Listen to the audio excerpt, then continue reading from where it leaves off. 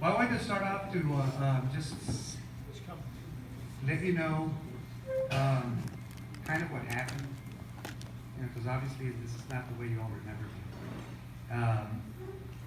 me. But I've been very lucky since I left here to go and do my training and then start my career in Amarillo, and then finally come down here for 1 year in Macallan and then make it back. So actually I've been in Amarillo now more than anywhere, so that's my new home.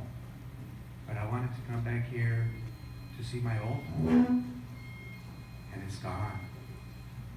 It's changed so much around here that I couldn't remember. I mean, when I was trying to walk to the house, drive to the house, I thought, what road is this?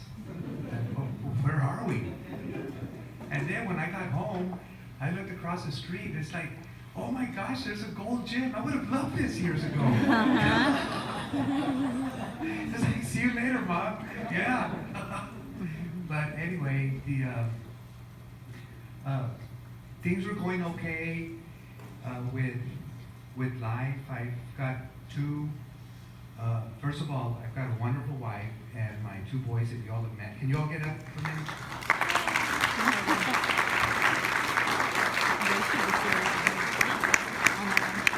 Thanks a lot. And no, keep on, because I want to tell you all one thing. It's been, let's see, 1986, it's been 30 years now that I've been a doctor. And I've treated hundreds and hundreds and hundreds of patients. And I've seen people that have been in situations just like mine, or even worse. And I've noticed one common denominator in their success in dealing with their illness or their trauma, whatever it is. And it's not what they have in here. It's a family around them. And that's why I want to thank Judy and the boys for being there when I was there.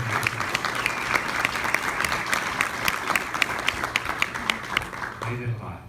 But I was, about 51 years old, and I was working at the VA, and I was moonlighting at 2 different hospitals, and I was in the Boy Scouts and the Cub Scouts and doing all kinds of stuff. And in fact, I was training for, I used to like to do these little triathlons where you'd swim and then you'd ride a bike and then you'd run a little bit.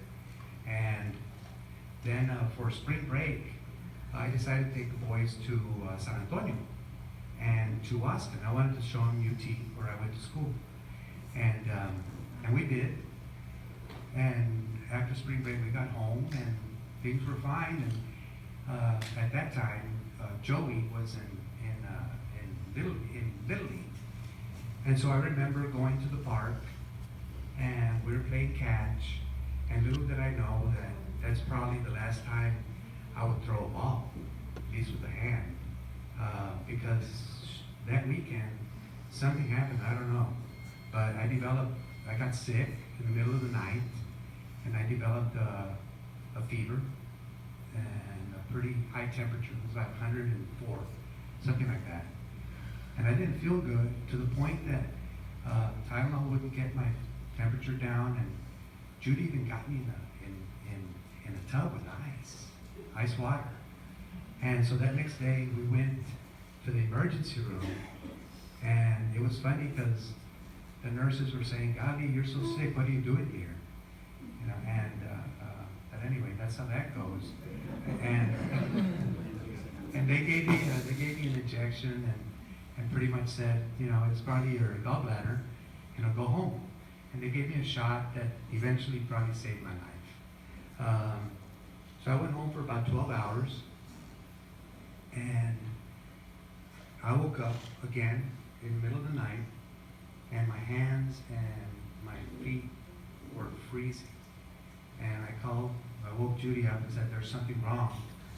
And then eventually we turned on the light, and we were both in shock because I had broken out in medical jargon, we call it purpura. And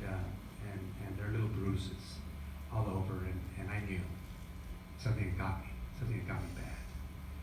And we went to the emergency room, and from there I got checked in, and a couple of my friends were working, and along the way I saw a few others, and they all said the same thing. They couldn't believe it. And in a matter of 12 hours, they had done blood work when I was in the urgent care, and in that amount of time, I had gotten into complete renal failure. My kidneys had stopped working. And so I was admitted to the hospital, and then for the next month, I remember very little, almost nothing, little bits and pieces. But eventually, what happened is they had to put in a catheter for dialysis, and they did some other things, and they had me on life support. I was on a ventilator, and they were doing all kinds of things. My heart had started to fail. And I remember once, one of the few things I remember was one of the doctors wanted to make a diagnosis, and they needed a sural nerve biopsy. It's a nerve that runs behind the calf. And they usually do it under general anesthesia, but they couldn't because of my heart. So they gave me a little bit of a medication, and they just stripped it. And I just remember how horrible it was. And anyway, as it went on, I required about 40 units of blood, and who knows how many units of platelets, and it went on and on and on. And finally, when I do remember, my right hand was cut off.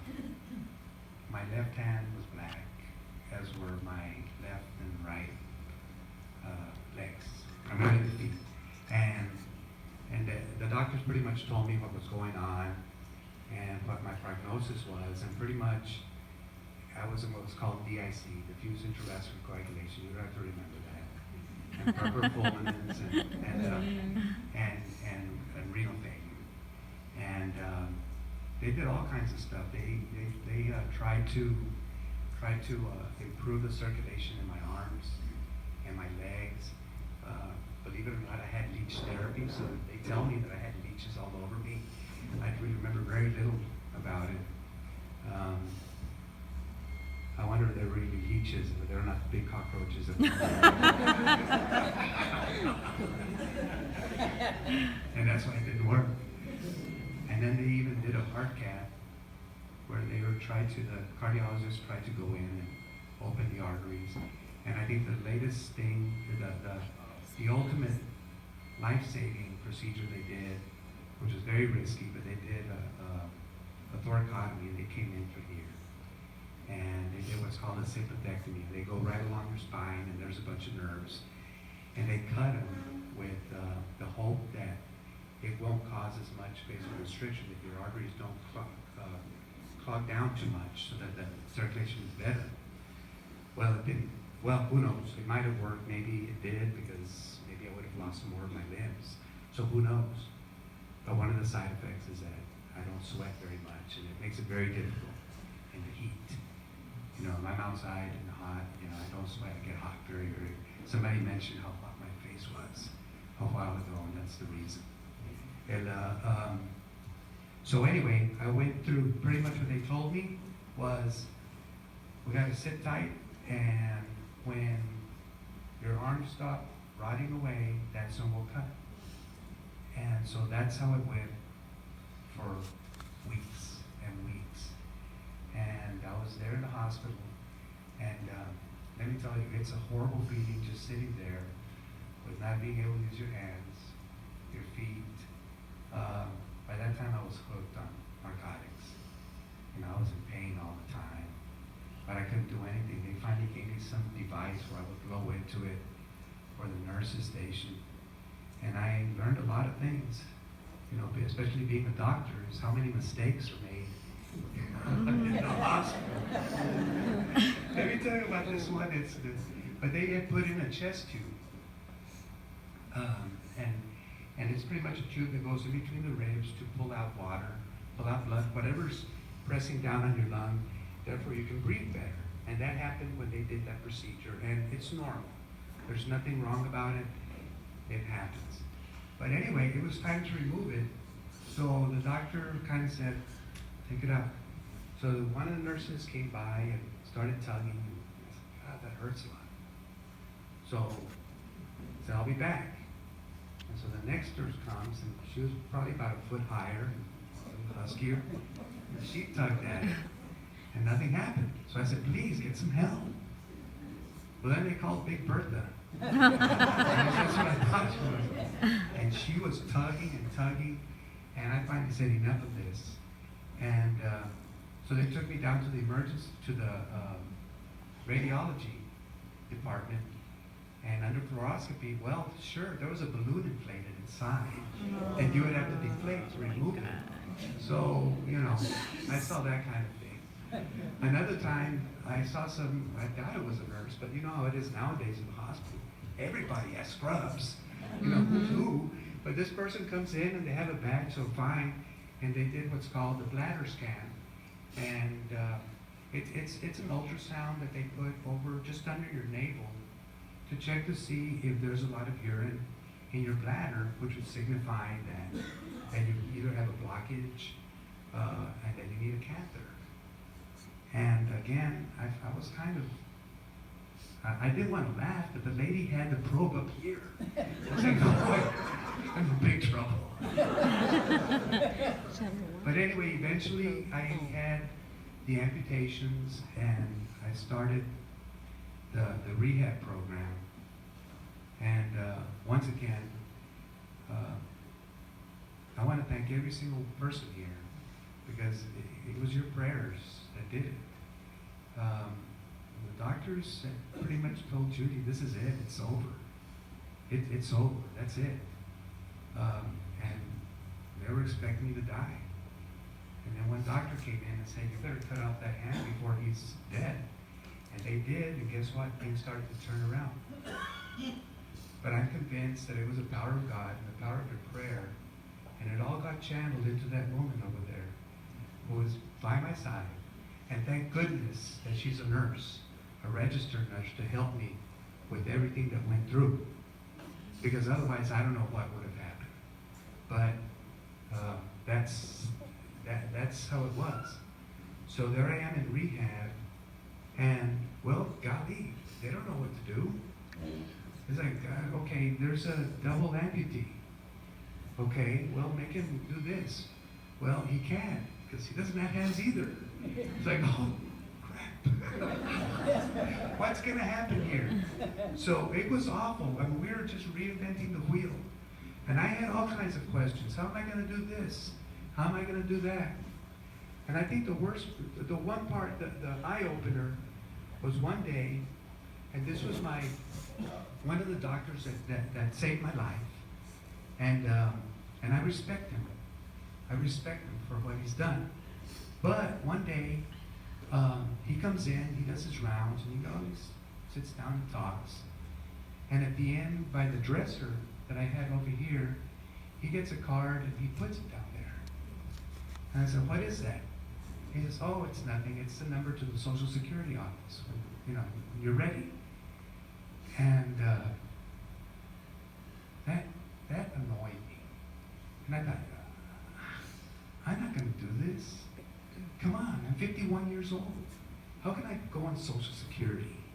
I've never been that way. I learned a long time ago from my parents and from a lot of you, especially the older people, my tias, my tios, those that are here, the ones that have passed, you know,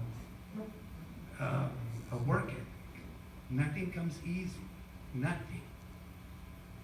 And I thought, well, you know, it's a challenge, but I'm not going to stay at home because, number one, Judy will probably kill me, and I'll run out of things to do, and how am I going to do anything anyway? How can I sit at home? So I made a point that I wasn't going to take that road. So during the therapy, I tried my hardest. I got to walking very quick. They were very impressed, and it was a good thing that I had stayed in shape. And I want to tell this to all the young people that hear. Don't abuse your bodies. Get in shape.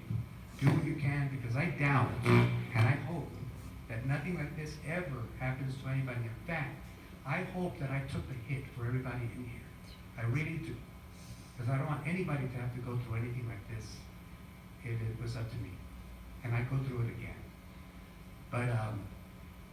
But anyway, it was a hard time. Using the legs was a lot easier than having to use the arms. By that time, they were trying to show me how to shower and do what have you. But it was hard. Eventually, I was eager enough and motivated enough to do what I had to do. So I won't go into any details. It's not going to be any TMI here, but I can get around on my own. You know, at first I couldn't, but I can do pretty much anything right now.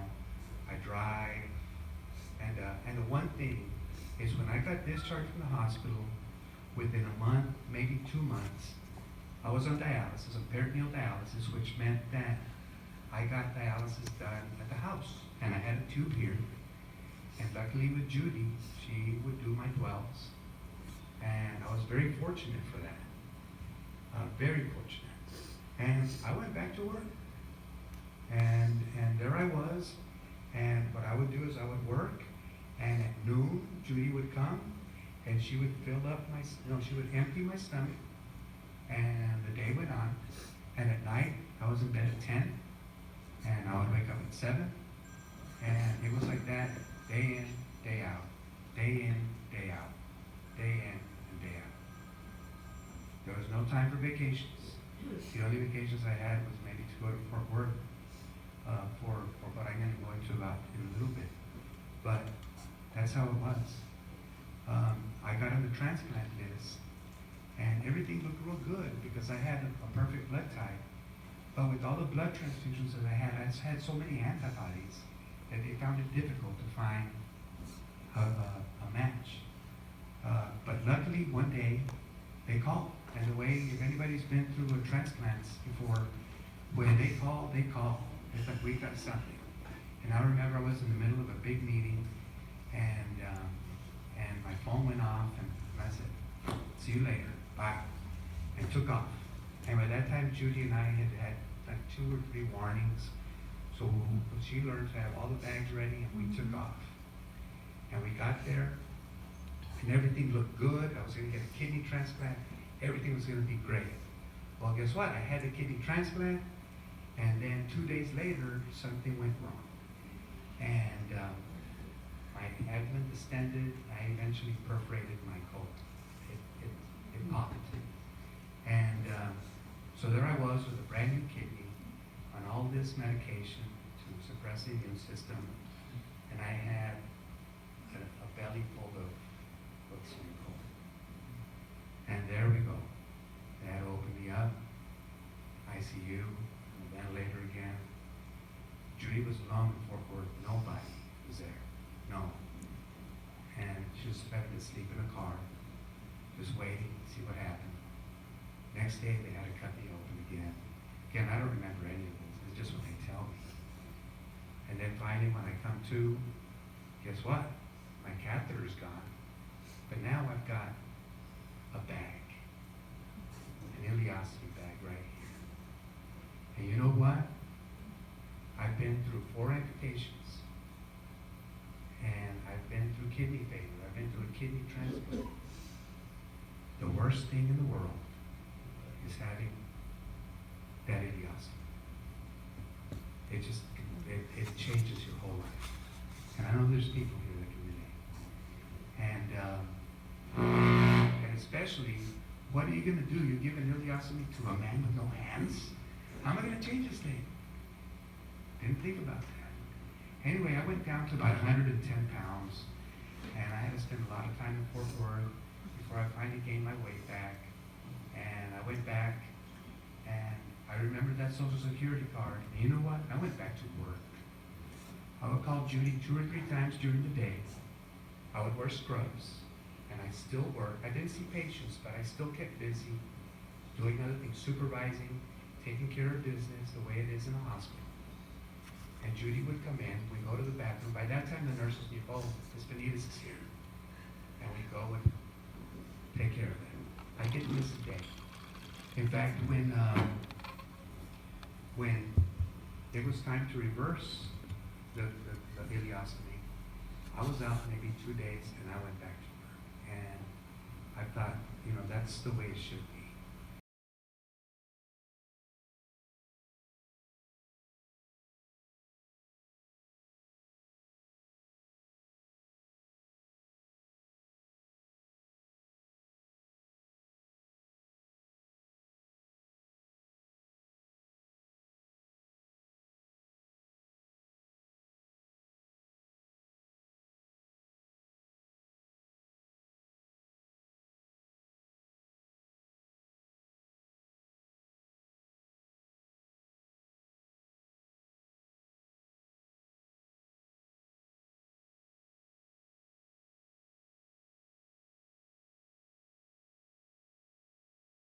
Now I can eat just anything that I can.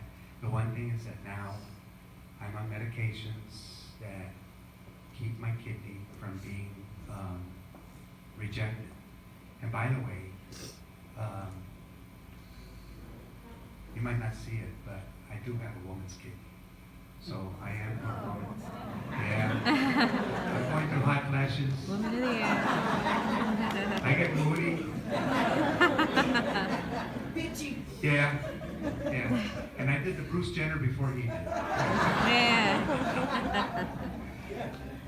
But still, that medicine, tomorrow I could develop a fever and develop a cancer, which is another reason why I wanted to see everybody. Every day that I take this medicine, it saves my life, but at the same time it puts me at risk. My bones are slowly deteriorating. It'll be a few years from now, who knows what will happen. But I just got to do my best, one day at a time. And I wanted to share that with everybody here, that, you know what, you don't have to give up. Most people here are family, and I know how you think. And a lot of what you use is comedy and fun, and believe me, it gets you out of a pickle. It really does. Because sometimes that's all you can do. I remember once I was in the ICU, and one of the nurses was in there, and he was very busy or something, so I said, hey, look at me. And I got the covers down with my stumps, and I was like this, and I pretended to be Patrick from SpongeBob.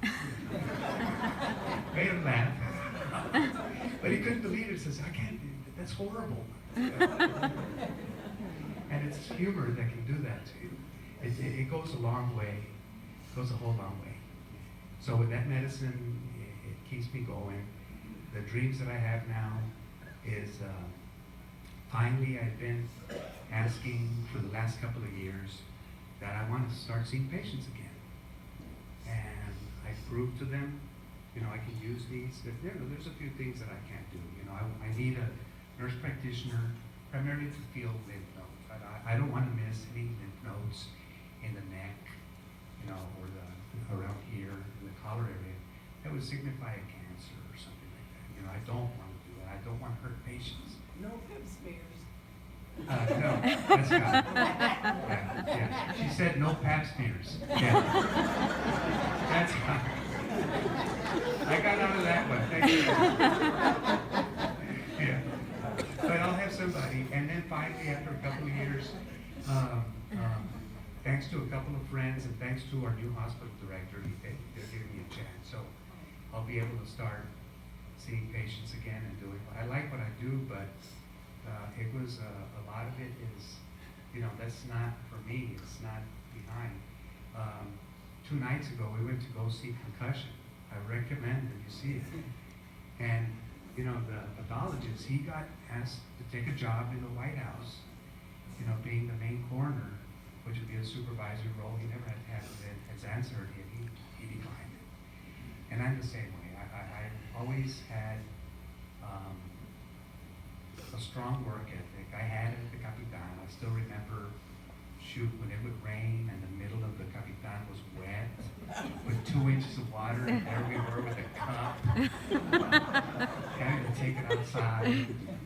And luckily I was going to school in Westlaco, so I didn't have too many friends at that time that knew me, so otherwise it would have been so embarrassing.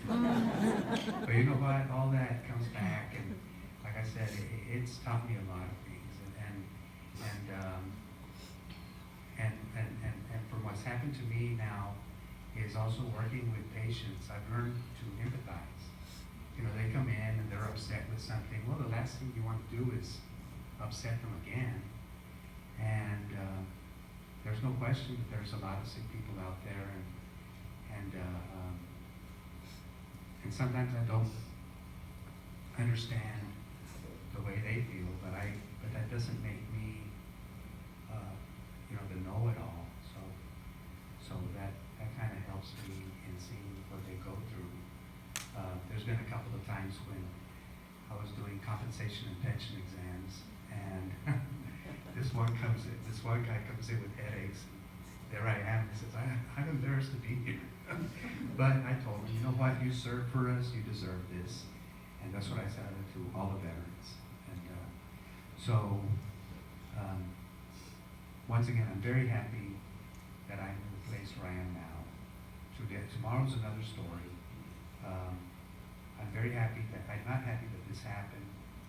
But again, another thing that I thought in my head was, if this happened to somebody, I'm glad it was me. I'm glad it wasn't to my wife or those two boys over there. That would have been hard.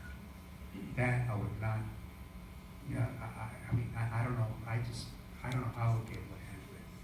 You know, here I am all healthy, and I've got a boy with no hands, no legs, with a whole full life ahead.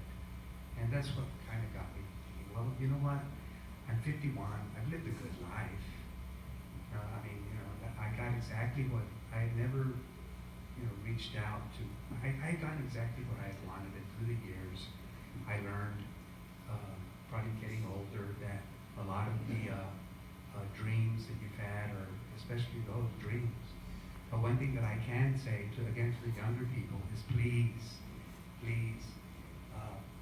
have a good trade, one that you can count on. And if not, go to school. That's the only way out for the most part. Because otherwise, chances are you're going to do okay. But if you run into something like this, it's just not. What are you going to do? You're going to be lost. And believe me, I thought many times, just laying in bed, why me? And then after a while, it was like, you know what? Just stop worrying about it and go on. So every morning I wake up and I think, hey, I'm here again. Let's go. And so when my colleagues, they're saying, this job sucks. I said, no, it doesn't. It does not, because I'm working, because it could be different. And I just want to hopefully motivate everybody here to make sure that you give your family a pat on the back. And I know you all do, but once again, because I think that in my situation is what makes a big difference in the difference in being sick and not. And not only in my case, but again, I'm sharing my experiences from many patients that I've taken care of. And I'll see them, men that live alone, divorced, they didn't keep in touch with their family, things like that, and they go down fast. And it doesn't have to happen here. It really doesn't. So anyway, I really can't think of anything else to say other than, well, one thing, I had to fly down here. I'm sorry, I was going to fly down here. So I had a joke, but I guess it didn't work out. But I was going to say that from now on, I can fly free. Because Judy checks me in as a carry-on.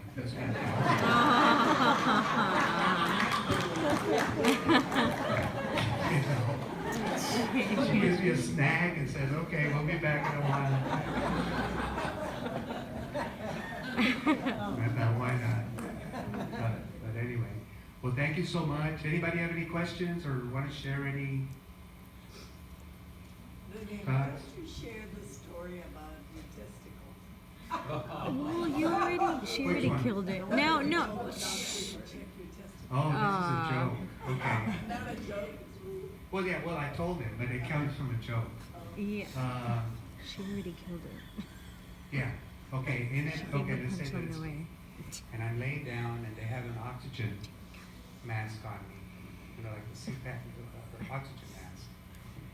And the nurse is coming around and she says, everything okay? And I asked her, are my testicles black? No. And she said, Oh, yeah. pardon? Yes. I said, are my testicles black? And she goes and talks to her friend there, and they're both nodding no. They go, we can't help you. I said, look, damn it, are my testicles black? He says, okay, let me check. So she pulls down the sheet, and she's fondling my testicles and checking them, and she says, Dr. Benitez, everything's okay. So then I pull out my mask and says, damn it, are my test results back?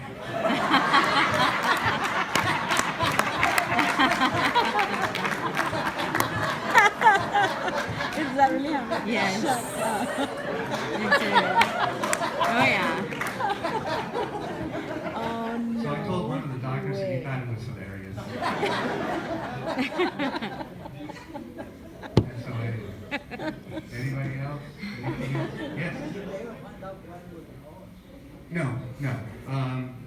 What they think I had was meningococcus. It's a bacteria that I think most young people, especially if you're go to college, or you go into the military, you get vaccinated for it. Now, everybody gets vaccinated. Back in our day, you didn't. And the thing about meningococcus is that it can come around and when you have a lot of people together in groups, like dormitories, like the barracks, and they thought that's what it was, but all the tests came back negative. So at this point, they never figured out what it was. You know, so it's up to you. Like I told somebody a while ago, you know, it's like, you know, for all you know, it was a, you know, mal de ojo or voodoo, whatever you want to think. It had the doctors very, but this happens. I mean, you'll see it. And if you go on Facebook or stuff like that, you'll see how there's a lot of other people, not a lot, but some people that are this way. And believe me, I went to one conference with all these amputees. And again, I made a joke and people thought that it was a bad taste. But it's like, there's going to be this conference, you know, over here. And they're saying, where is it? And I said, well, I'm not sure, but you know, everybody's going to be in a handicap spot, so it doesn't matter. You know where to find it. Yeah, they didn't think that was too funny. And I don't know, you just have to have that kind of humor. I have to be real careful in the hospital that I don't use that because, you know, now with the politically correct kind of things, you just have to watch what you say. Boring. And I always think of everybody here back in the 70s. Boy, we'd all be in trouble. Big. And so now, with the help of this organization for Texas, they were able to help me get my car, my pickup rigged up so that I can drive it. And it was funny because they had one of those suicide rings. Do you all know what that is? It's those little rings that you put on your steering wheel so you can. And I just hooked that on, and it goes around and around, and it's easy to do.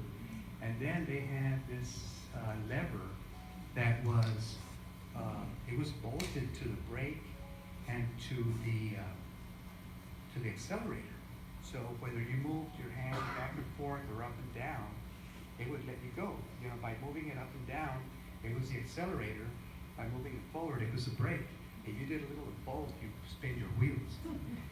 And finally, when it got time to do that, to learn to drive, and the driving test was such a big thing because I had to wait months for some guy to show up from El Paso, and the driving test took like 1 hour. You know, I was like, wow, big deal. But I went to, it was Christmas time a few years ago, and of all things, I decided to go to Best Buy. And so I'm in the parking lot, And boy, I don't brake right, and I cause a fender bender. And I thought nobody's watching. So I get out, and of course there's a cop there. Oh. I thought, well, he might not recognize me if I go in, but no. Luckily, it was okay. I had a word. But what I did is I just don't use that anymore. I have this one deal, and it's a little like a button, and it's hooked up to the electronic steering, the electronic system, so that if I punch it once, it's on the side of the door like this. If I punch it once, the left blinker turns. If I hold it so it punches, so it goes 2 seconds, it's the right blinker. And then I think 6 times, it's a windshield wiper, and then the bright lights and stuff like that. Wow. So I really do get around pretty good now. And I asked at one rental place, but they can accommodate that kind of stuff for me. You know, but I had told, at the time when I was using both hands, I told the people in the hospital, you know what, if you see me driving and I'm waving at you, that's bad.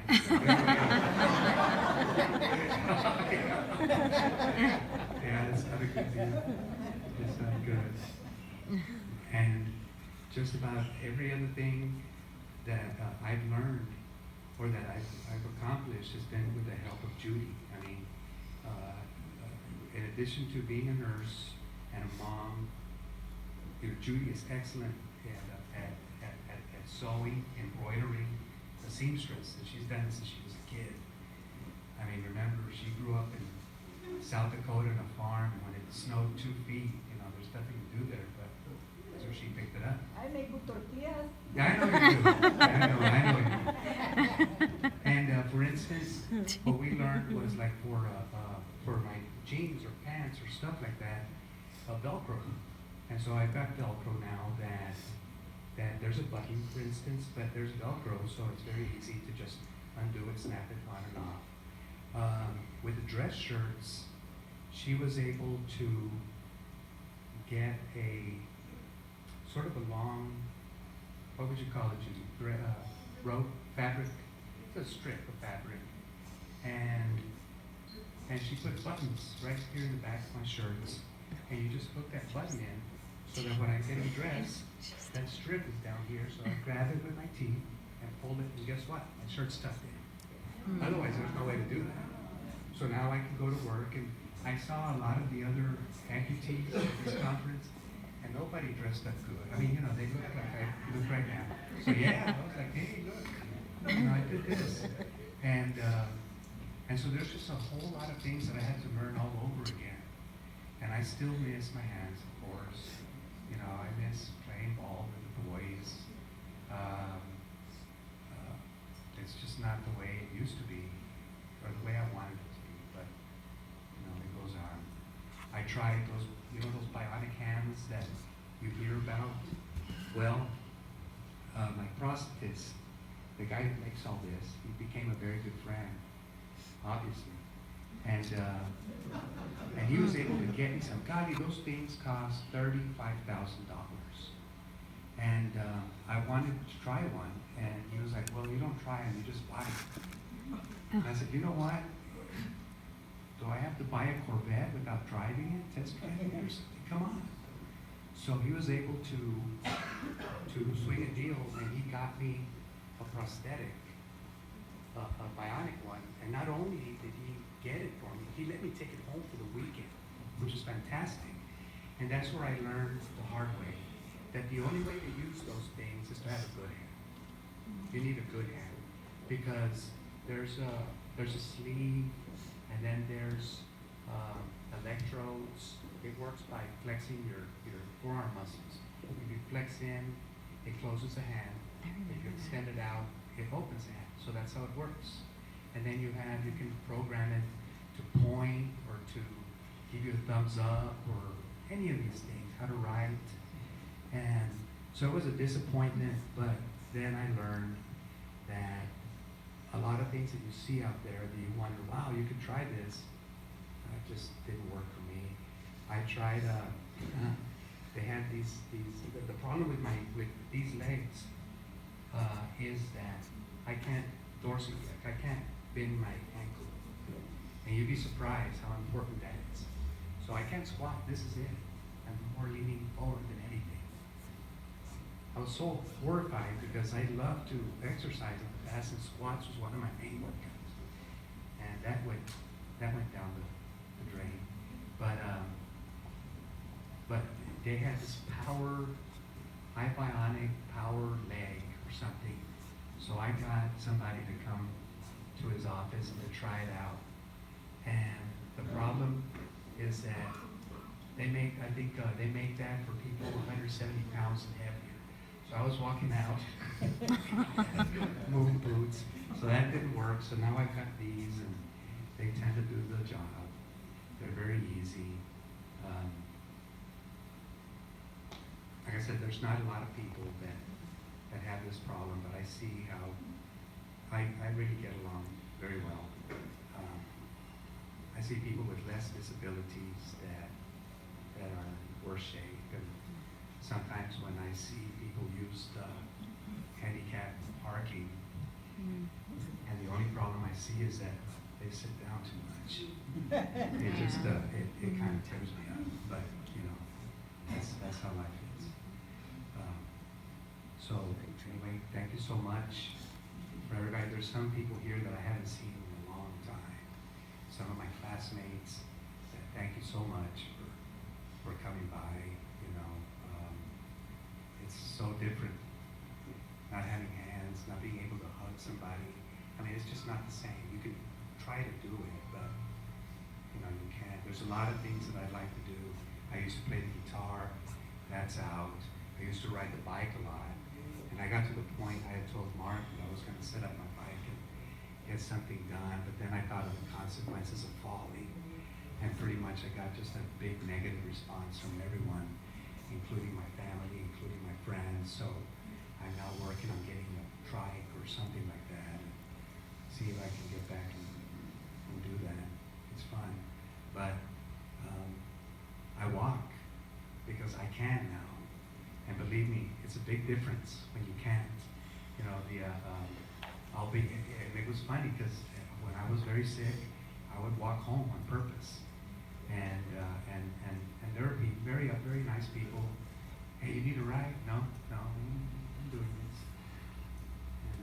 And so that's how it is. And now that I look at myself, I remember when I was a teenager, or even younger, how we were so mean back then. Any little people with disabilities, and we'd make fun of them. Imagine what they'd say about me, what I'd say about me. But you know, that's how it is. I'm happy to be here, and I'm happy to see you all. It's great because you know what, this day shouldn't be happening for me. It really shouldn't. I shouldn't be seeing you all. That's the bottom line. And I know that some people have been through this.